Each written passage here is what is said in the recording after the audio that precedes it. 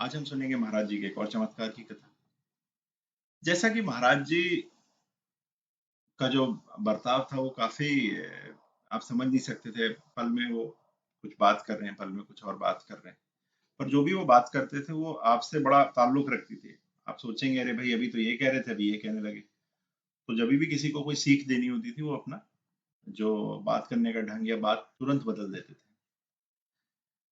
एक और कथा जो काफी बात की जाती है। एक बार की बात है कि एक महाराज जी एक जो अपने बाल कटाने एक उनके पास गए, जो बाल काटते हैं उनके पास। वहाँ उनकी दाढ़ी बढ़ी हुई थी और महाराज जी को दाढ़ी भी साफ करवानी थी, शेव करवाना था। तो महाराज जी बैठ गए। जबकि महाराज जी चाहते तो कोई भी उनके आश्रम में आ जाए, पर महाराज जी का कुछ कहा नहीं जा सकता कब क्या महाराज जी का मन है, कहाँ जाते हैं, किसको क्यों जाते हैं। तो जब वो उनकी दाढ़ी बना रहा था तो वो बताने लगा, जो व्यक्ति महाराज जी की दाढ़ी बता रहा था कि भाई मेरा जो बेटा है वो पता नहीं कहाँ घर से भाग गया है, अब मुझे मिल नहीं रहा है, मैं बहुत परेशान हूँ, मेरे घर वाली बहुत परेशान है, समझ में नहीं आ रहा है क्या करें।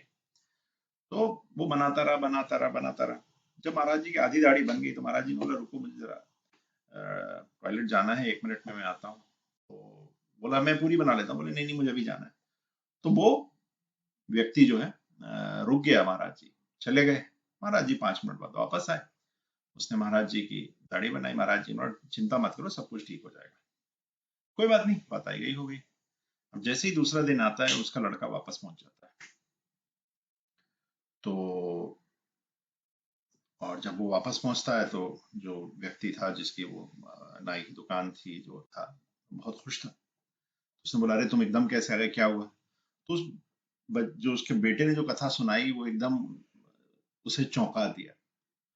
उसने बोला कि भैया कल ऐसा था कि दोपहर के समय मैं एक होटल में काम कर रहा था और मेरे पास पैसे नहीं थे घर वापस आने के लिए, और ये था तभी एक साधु आए और उन्होंने जो है मुझे कुछ पैसे दिए और बोले भाई तू अब रात की ट्रेन पकड़ के घर जा, तेरे पिताजी तेरे को बहुत बुला रहे हैं, तेरे घर में तेरी बहुत जरूरत है, तुरंत जाए। पैसे दिए और वो चले आए।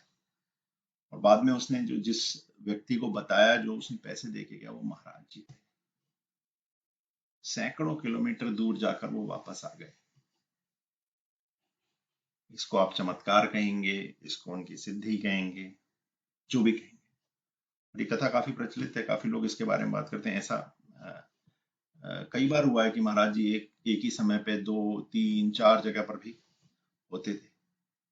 क्षणिक क्षणिक में इस क्षण में यहाँ, इस क्षण में यहाँ, क्षणिक में चेंज हो गए, सारा कुछ बदल गया। तो इस तरह से ये छोटी सी कथा है महाराज जी की। और यहाँ हम लोग थोड़ी सी इस चीज में बात करेंगे कि आज की तारीख में दो दो समस्याएं बहुत हैं बच्चों को लेकर ही है।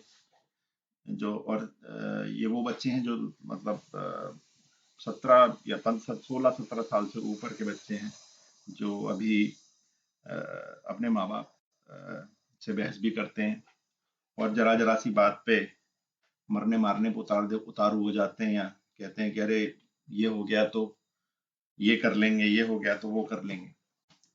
और दूसरी तरफ माँ बाप भी अपने बच्चों की तरफ कुछ ज्यादा ही अ, सख्त हो जाते हैं, या कुछ ज्यादा ही उनसे अपेक्षाएं करने लगते हैं।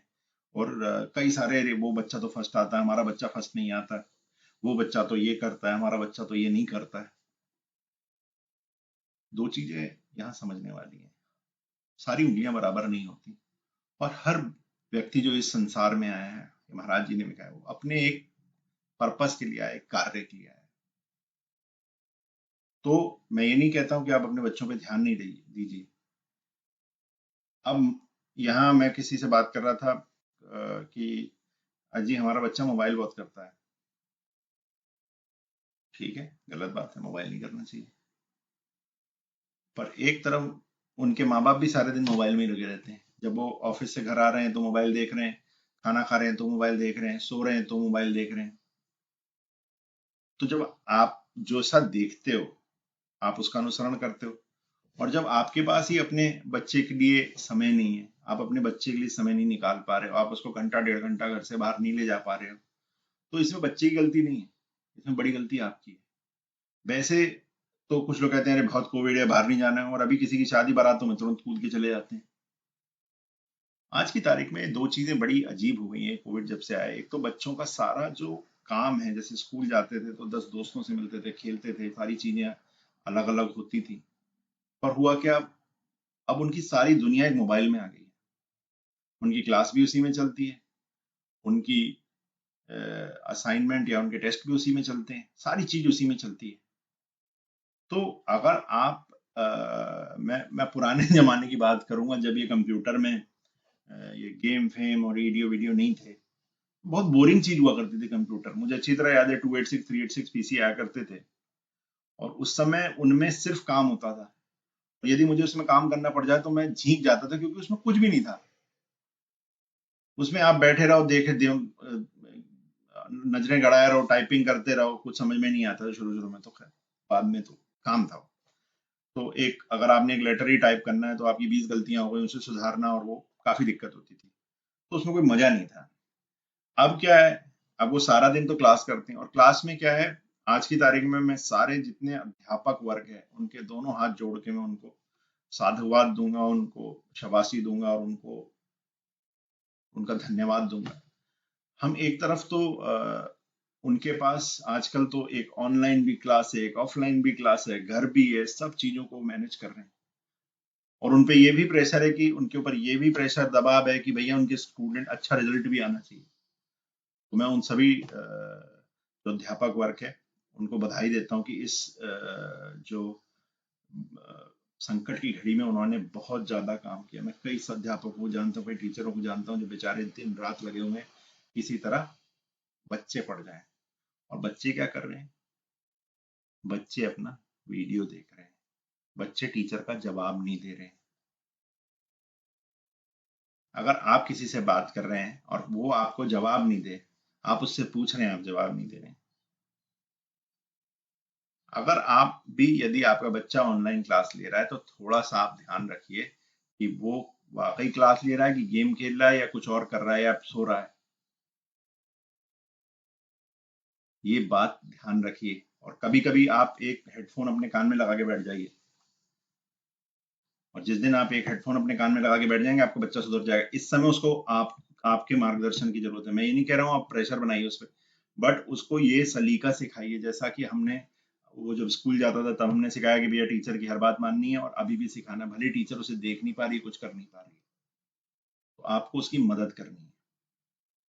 और मैं उन जो नव युवक हैं जो 16 17 साल 18 साल के हुए हैं, और वो हर चीज में बहस करना चाहते हैं, और ये जो भावनाएं घर छोड़ के भाग जाएंगे, दो चीजें आप ध्यान रखिए। घर छोड़ के भागते वो लोग हैं जो कायर होते हैं। अगर आपको किसी से कोई द्वेष भावना है, अगर आपके माँ बाप आपको कुछ कह रहे हैं तो आप उनसे बात कर लीजिए, और माँ बाप को भी उसकी बात सुननी चाहिए। कभी बार क्या होता है कि हमारी अपेक्षाएं इतनी बढ़ जाती हैं बच्चे से कि बच्चा उसको नहीं कोप कर पाता। एक तरफ तो हम सोचते हैं हमारे स्कूल में, हमारे ऑफिस दफ्तर में बड़ी टेंशन है, हमारे व्यापार में बहुत टेंशन है, बट आप ये समझिए एक बच्चा जो है, जिसको अभी वो कुछ जानता नहीं है, उसके ऊपर इतना अगर हम बोझ लाद देंगे, ये भी करना है, वो भी करना है, ये भी करना है, वो भी करना है। मैं आपको एक बात बताता हूँ। आप आपको सुन के बड़ा आश्चर्य तो नहीं कहूंगा, बड़ा अजीब, आप में से भी कई लोग ऐसा करते होंगे या नहीं करते मुझे नहीं मालूम, पर मैं आपको चाइना की बताता हूँ। चाइना में क्या होता है, बच्चों पे बहुत भारी दबाव डाला जाता है कि वो अच्छा पढ़ें, मार्क्स अच्छे हैं। तो माँ बाप क्या करते हैं, वो 5 दिन तो स्कूल में पढ़ता है, और शाम को किसी एक्स्ट्रा क्लास में जाता है, और जो सैटरडे संडे उसके पास बचता है उसमें वो अलग अलग चीज, कभी रोबोटिक्स भेज दिया उसको, कभी कोई पियानो सिखा रहे हैं, कभी कुछ सिखा रहे हैं, या और कुछ इंग्लिश ही सिखा रहे हैं। तो वहां पूरे पूरे मॉल बने हुए, मॉल के फ्लोर बने हुए हैं जहां पर ये क्लासेस चलती हैं, और माँ बाप बाहर सोते रहते हैं और बच्चे अंदर क्लास लेते रहते हैं। तो आप एक बात समझिए, सीखने की जो क्षमता है किसी की, वो एक सीमित होती है। अब मान लीजिए आपके पास एक पाइप आ रहा है घर में जो है, जैसा कि हम देखते हैं पानी आता है घर में, तो हमारे घर में तो एक पतला सा पाइप आता है, और सारा पानी जो है वो तो बड़े अगर आप नगर महापालिका या जो भी लोग पानी भेजते हैं, वो तो बड़ा पाइप से आता है। अब वो बड़े पाइप का कनेक्शन अगर आपके घर में कर दिया जाए तो क्या होगा? अगर आप बच्चे को इतना सारा ज्ञान एक साथ दे देंगे तो क्या होगा? वो फैल जाएगा, वो नहीं पी पाएगा, नहीं समझ पाएगा।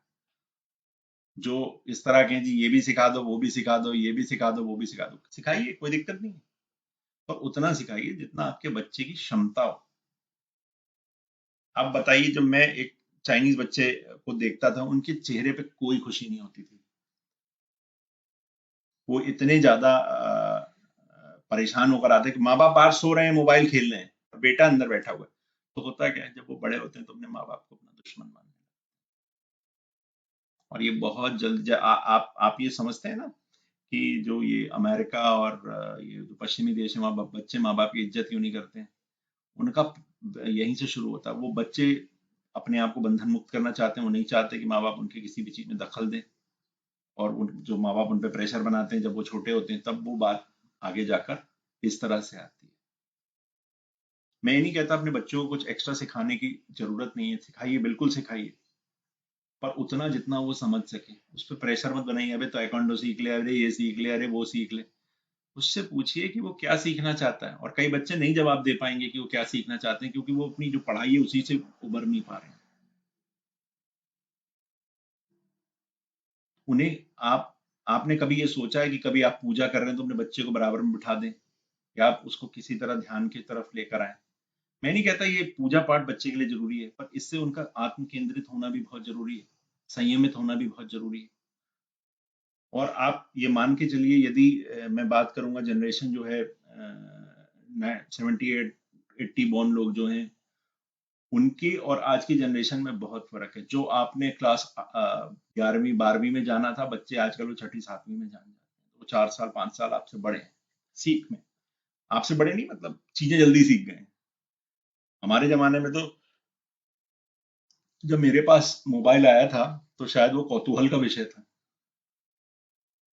तो आप एक चीज ध्यान रखिए, दो चीजें ध्यान रखिए। मैं माँ बाप से कहता हूँ, बच्चों पे अनावश्यक दबाव मत बनाइए, कुछ नहीं होगा।